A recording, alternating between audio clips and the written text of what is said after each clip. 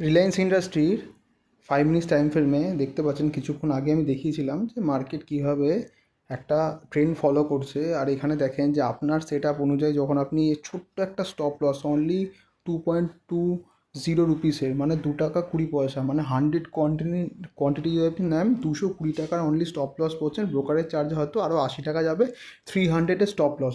সেখানে আপনি প্রফিট করছেন কত যদি আপনি ট্রেল করেন ঠিকঠাকভাবে, তাহলে আপনি 1700-এর অলমোস্ট, আমি রাউন্ড ফিগারেই ধরলাম 1700-এর আপনি প্রফিট করছেন যদি আপনি ঠিকঠাকভাবে ট্রেল করতে পারেন। 100 কোয়ান্টিটি যদি আপনি এখানে আনতে পারেন তাহলে আপনি 1700 টাকা প্রফিট করতে পারেন। তাহলে কত প্রফিট করছেন? 1:8 আপনি প্রফিট করছেন। তাহলে ভাবুন কত ছোট স্টপ লসে কত ভালো একটা প্রফিট করতে পারছেন।